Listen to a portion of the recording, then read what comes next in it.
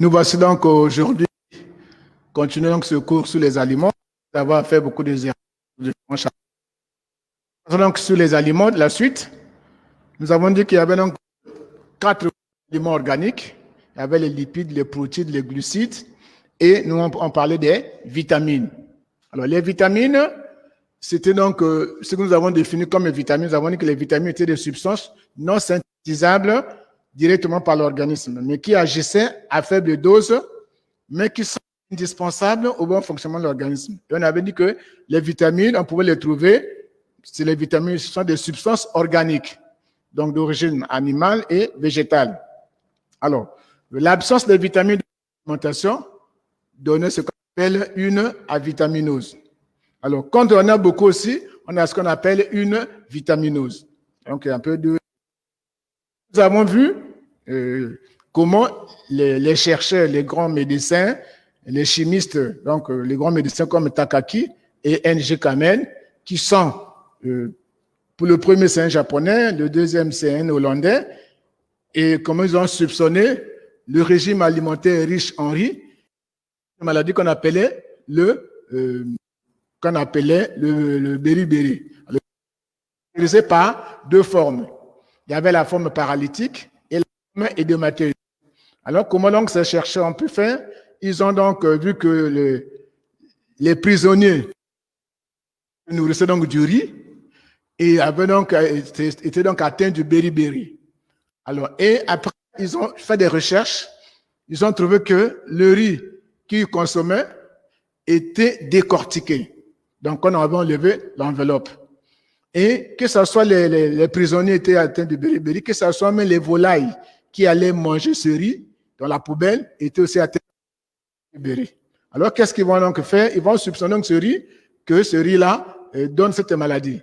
Et ils vont donc prendre du riz.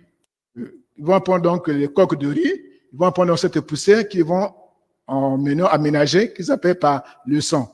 Et c'est Fink, qui était donc un chimiste allemand, qui va baptiser donc ce sang-là par cette substance extraite du sang, des coques de riz, qu'on appelait donc le sang. Et c'est comme ça qu'est née donc la vitamine. Donc tous ceux qui se nourrissaient, les prisonniers, qui se nourrissaient maintenant du riz, qui n'étaient pas décortiqués, qui étaient avec cette enveloppe, alors quand on pulvérisait donc cette poussière-là, était donc guéri au beriberi. Et voilà pourquoi ils ont baptisé comme une vitamine. Donc c'est 5. Donc nous avons donc défini ça, comment donc était. Et il y a donc 2 types de vitamines. Il y a les vitamines hydrosolubles, c'est-à-dire les vitamines qui sont solubles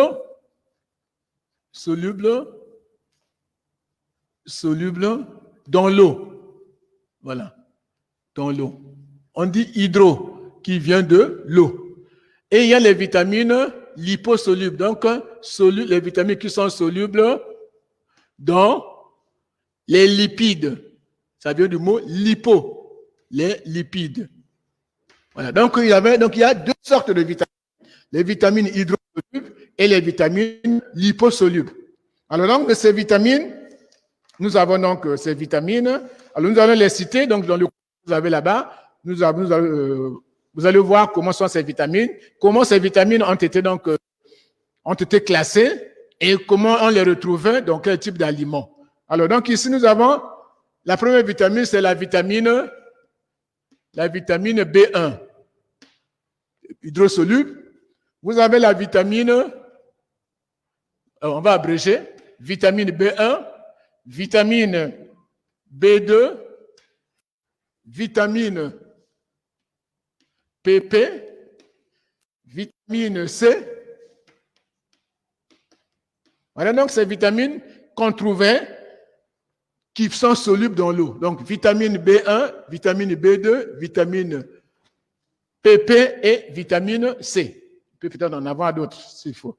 Alors, et nous avons des vitamines liposolubles qui sont la vitamine A, là j'ai abrégé, vitamine A, la vitamine D, la vitamine K, la vitamine E, et nous avons la vitamine B12. B12.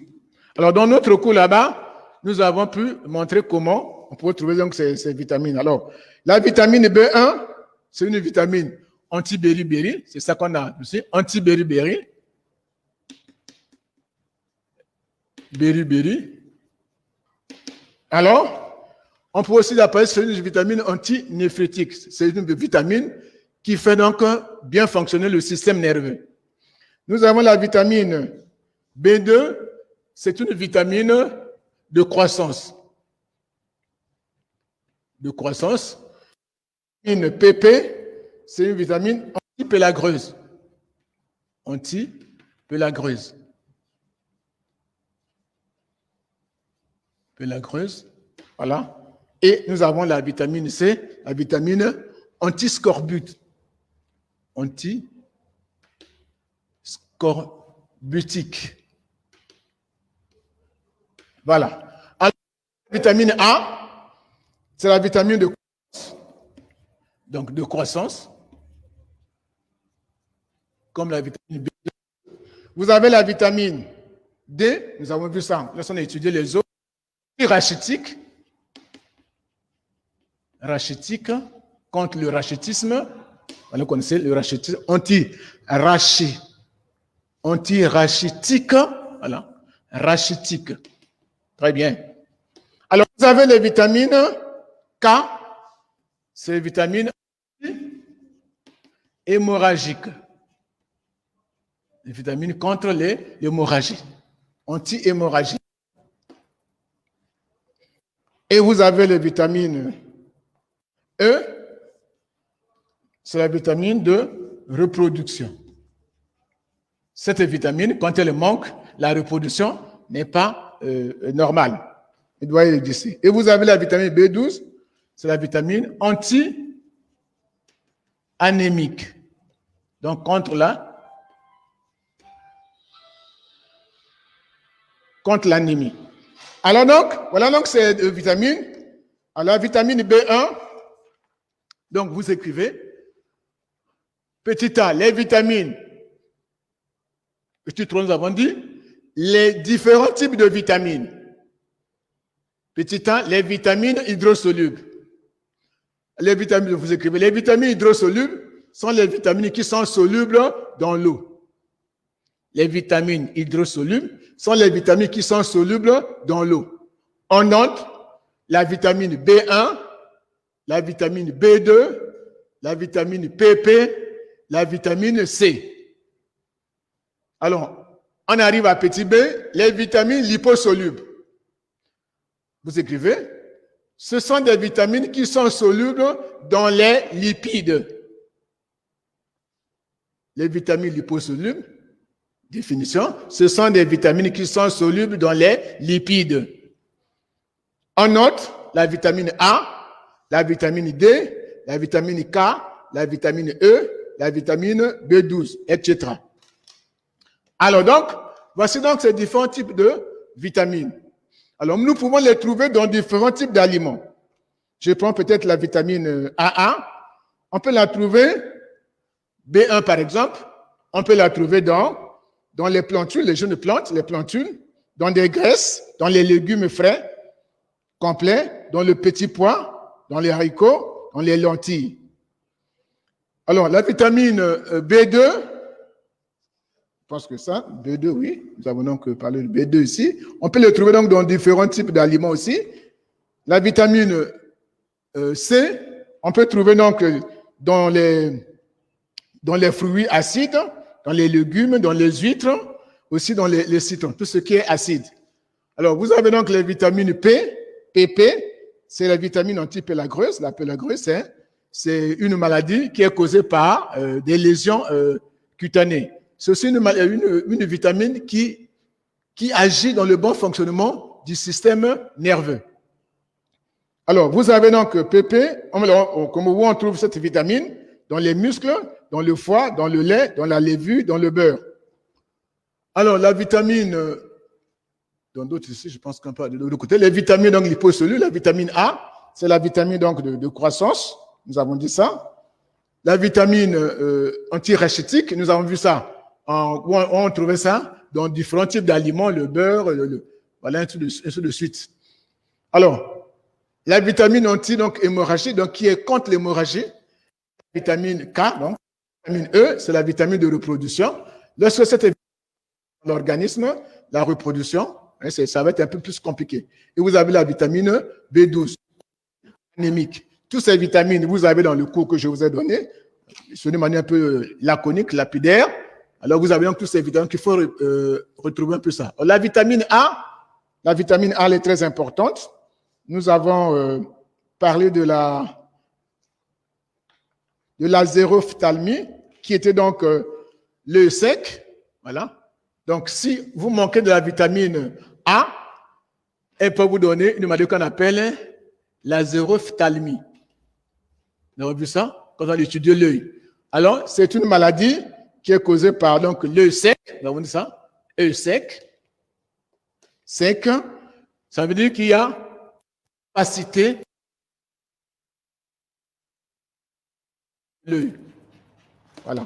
Pacification de la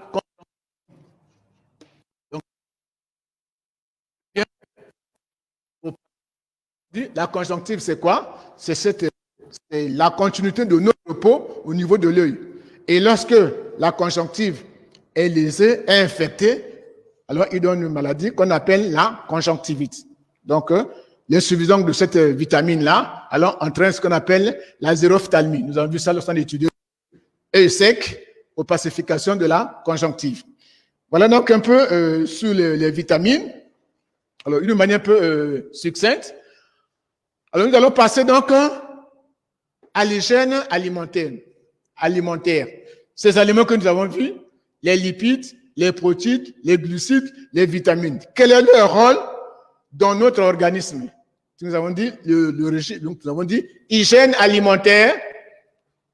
Hygiène alimentaire, donc rôle de chaque aliment dans l'organisme. Nous avons les lipides, les protéines, les glucides et les vitamines. Ils ne jouent pas tous le même rôle. Chaque aliment a un rôle précis dans l'organisme. Alors voilà pourquoi nous avons écrit donc un rôle de chaque aliment. Alors,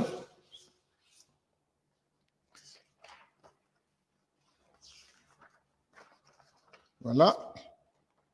Alors donc ici, rôle de chaque aliment. Alors il y a donc plusieurs types d'aliments. Voilà qu'il fasse d'abord ça. Je pense que vous avez pris note rapidement. Vous avez déjà ce cours-là avec vous là-bas, c'est plus rapide. Donc, nous sommes ici, c'est un rôle de chaque aliment dans l'organisme. Alors donc, il y a quatre groupes d'aliments dans notre organisme que nous utilisons. Dans ces quatre groupes, nous avons les lipides, les protéines, les glucides. Chaque aliment a un rôle. Alors donc, nous avons quatre groupes. Vous avez d'abord le premier groupe, donc il y a quatre groupes. Quatre groupes, voilà. Il y a donc les aliments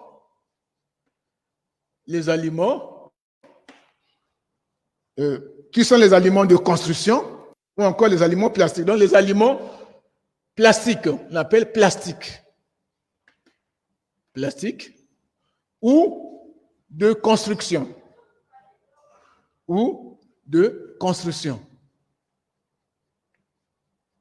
Voilà. Alors, vous avez les aliments qui nous donnent de l'énergie, qu'on appelle aliments énergétiques. Aliments énergétiques. Et vous avez les aliments qu'on appelle les aliments de l'Est. Ou aliments encombrants. Quelque chose encombrant, quelque chose qui vous surcharge. Mais on pense que ces aliments sont encombrants, ils sont en train de vous surcharger. Mais ils ont un rôle important. Et vous avez les aliments de protection.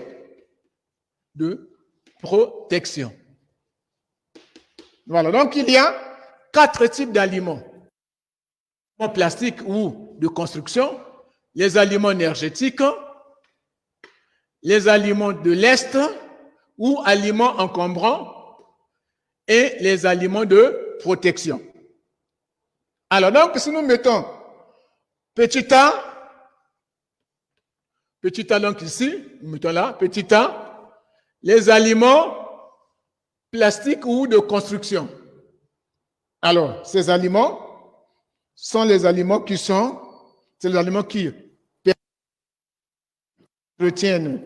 entretiennent donc la croissance, surtout chez les enfants. Alors de là, on peut trouver quel aliment là-bas chez l'enfant. Alors, on a donc l'eau, qu'il faut donc très très important. Il faut donc l'eau, il faut les sels minéraux.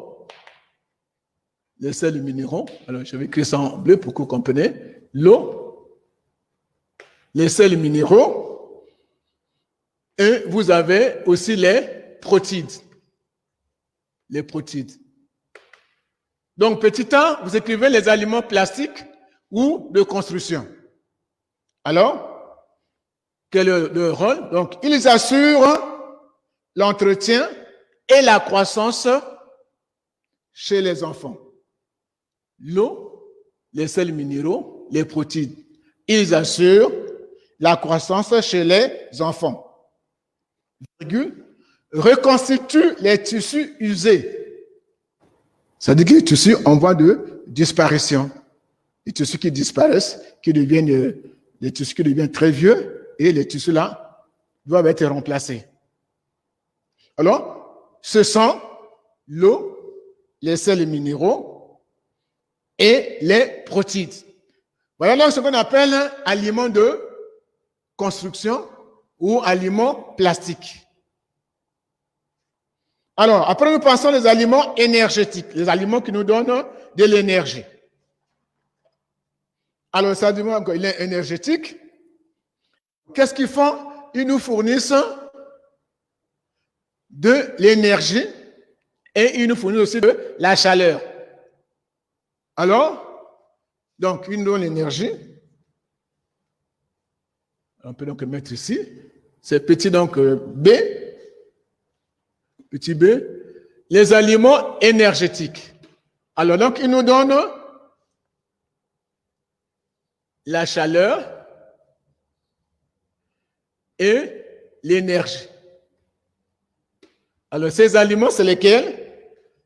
Nous allons les citer ici. Ces aliments. Alors, nous avons les glucides. Les glucides. Nous avons les lipides. Et nous avons les protides.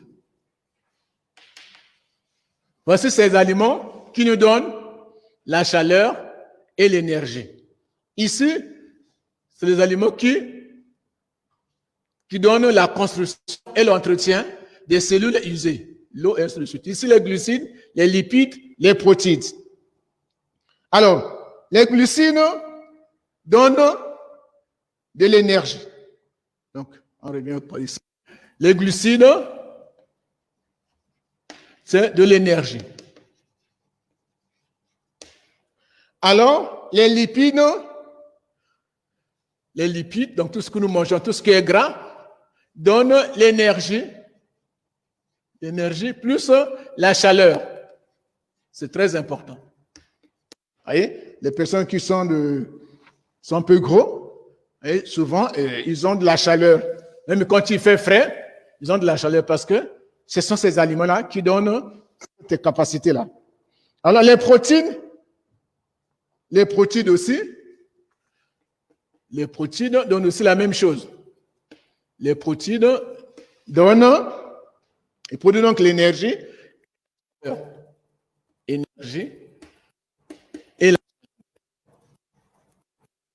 ce qui est très très important. Donc, les aliments, il y a 4 groupes là nous avons des aliments plastiques de construction, les aliments énergétiques, de chaleur, énergie, ainsi de suite. Ce sont les glucides, les lipides, les protéines. Ici, c'est pratiquement les aliments minéraux, mais avec une grosse molécule qu'on appelle les protéines.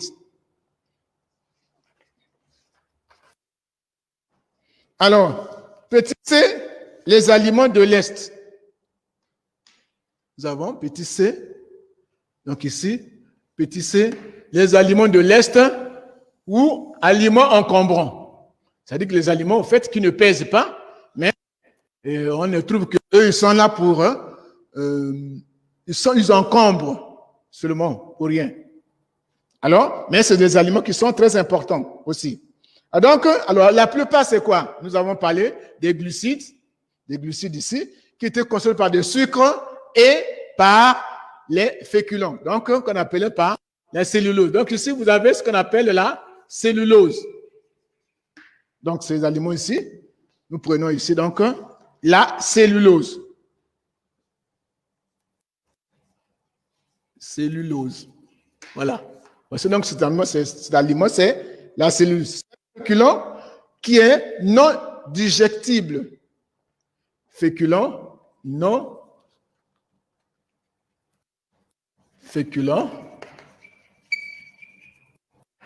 digestible. Gestible. Voilà. Alors donc, c'est la cellulose. Bien. Alors, donc on écrit, c'est donc petit c, les aliments de l'Est ou aliments, on écrit, c'est la cellulose, c'est là, la cellulose, entre parenthèses, féculent non digestible. Donc, il n'est pas digéré. Il n'est pas digéré. Même s'il passe dans la bouche, dans l'estomac, il passe dans les intestins, il n'est pas digéré. Alors, point. Alors, son origine, bien sûr, c'est l'origine végétale. C'est ce qui est végétal. Alors, quel est son rôle? Alors, il n'est digéré nulle part. Son rôle, c'est quoi?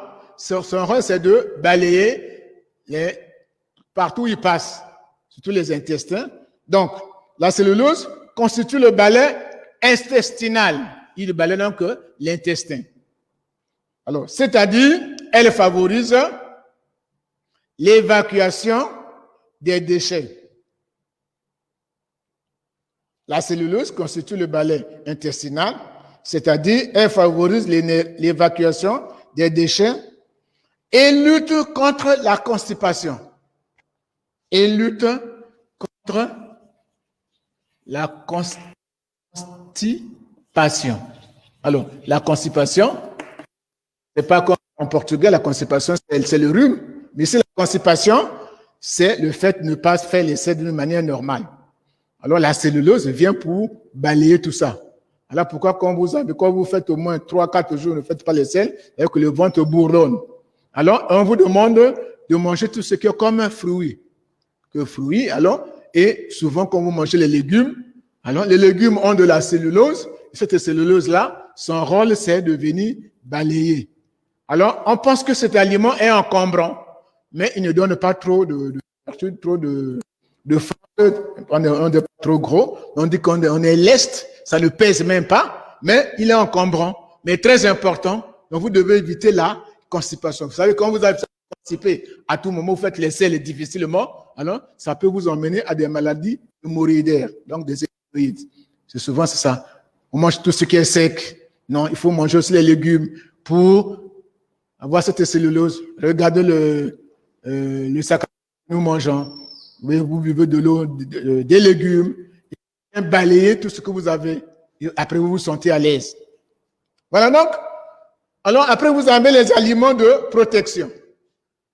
BCD, aliments de protection. Alors, ces aliments-là, ils ont une résistance à l'organisme.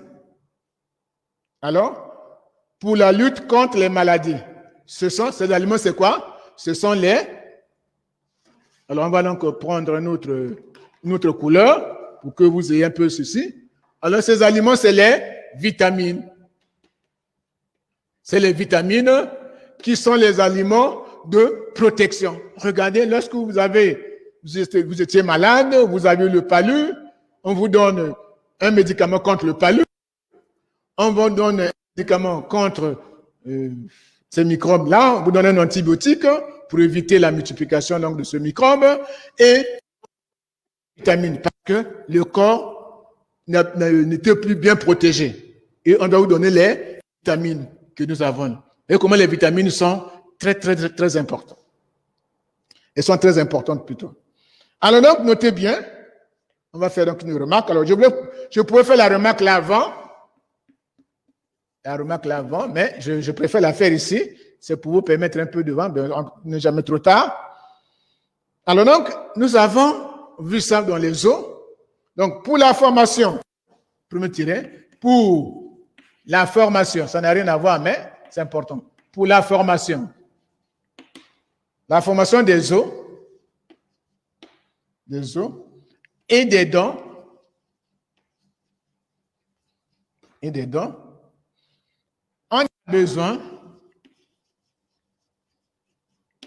on a besoin de points, on a besoin de chlorure, on a besoin des chlorures,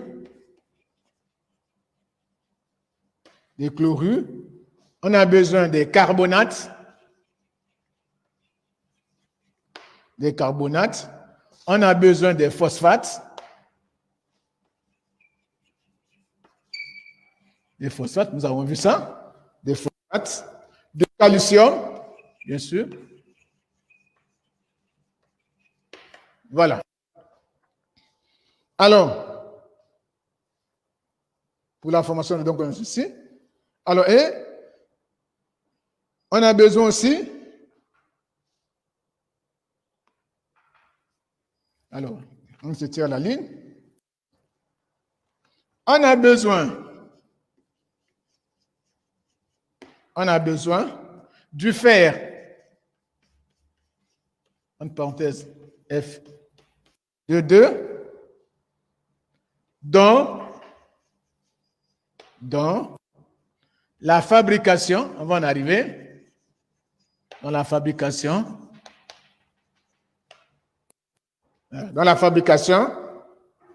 fabrication des globules rouges. Alors, pour le bon fonctionnement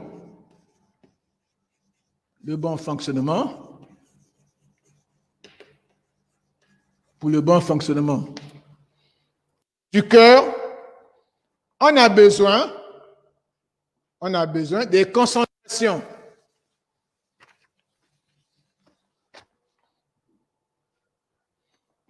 On a besoin, pour le bon fonctionnement du cœur,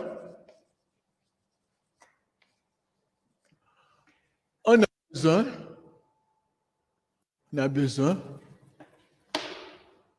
a besoin des concentrations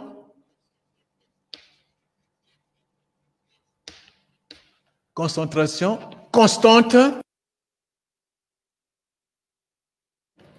des ions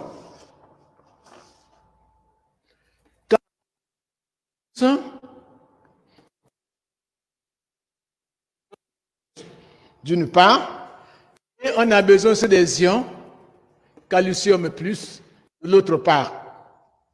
Alors donc, ces deux types d'ions ont des actions antagonistes, c'est-à-dire dans le cœur, dans la circulation donc, du sang. Lorsque les ions potassium rentrent dans la circulation, alors les ions sodium, potassium et sodium doivent ressortir. Mais la concentration en mol par litre doit être constante, doit être là, les mêmes choses. Vous connaissez qu'est-ce qu'une constante? C'est un nombre qui existe. Donc, lorsque les ions calcium rentrent dans le cœur, les ions potassium et sodium ressortent. Et on dit que ces deux types d'ions ont des actions antagonistes. Bon, antagonistes. Anta, agonistes. Alors là, c'est ce qu'on devait mettre donc sur les aliments minéraux là-bas. Donc, point 3, notion de ration alimentaire. On va mettre donc grand 3 ici. Grand 3. Notion de ration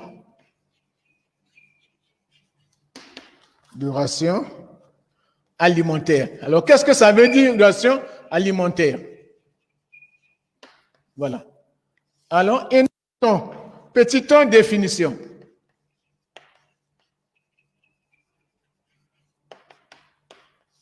Petit 1, définition. Qu'est-ce qu'une ration alimentaire?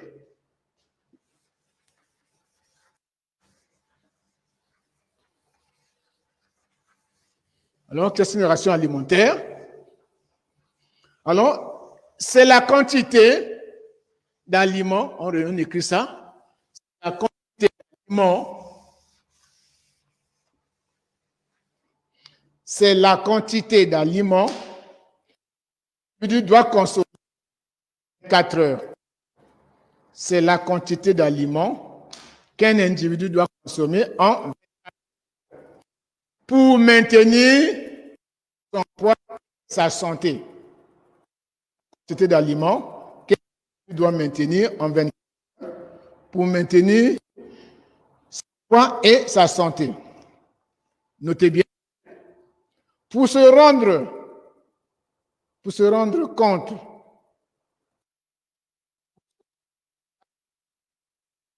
normal, il faut souvent se peser. Vous passez devant là où on demande le poids, vous devez vous peser après avoir mangé, après avoir consommé quelque chose. Alors, petit 2, notion d'équilibre. Notion d'équilibre. Alors, nous mangeons souvent en désordre. Oui. Alors, quelle est la quantité de la ration alimentaire que nous devons consommer pour permettre le fonctionnement de notre organisme? C'est-à-dire que ce que nous appelons la ration physiologique. Nous avons une quantité qu'il faut prendre. Alors donc, vous écrivez, la ration alimentaire assure l'équilibre nutritif de l'individu. La ration alimentaire assure l'équilibre nutritif de l'individu. Point. La ration physiologique. La ration physiologique,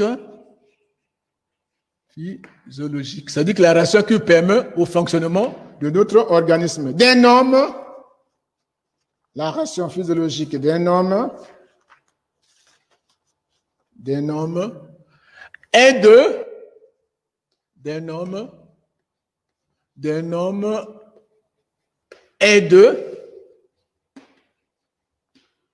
est de 2310 kilocalories. Alors, les kilocalories, vous allez voir, on abrège souvent comme ça, K-C-A-L, kilocalories. Alors, voilà donc ce qu'il faut consommer. Bon, donc on va s'arrêter par là. Prochainement, on va continuer. Alors, comment on est arrivé à 2 calories? Combien de quantité de protéines la personne a consommé? Combien de quantité de lipides la personne a consommé? Combien de quantité de glucides la personne a consommé? Lipides, protéines alimentaires qui amènent toujours de l'énergie qu'il faut retenir. Alors, vous avez ce cours avec vous. Vous allez le voir prochainement. On va continuer. On va savoir, on va chercher à déceler comment on est arrivé à 2310 kilocalories. Comment? Ils ont consommé combien de protéines? Combien de grammes de protéines? Combien de grammes de protéines? Combien de grammes de lipides? et combien de grammes de glucides pour arriver à ceci. Voilà. À la prochaine. À bon entendeur, salut. Et il faut vraiment faire des exercices. Des exercices de réaction là-dessus. Merci beaucoup. À la prochaine.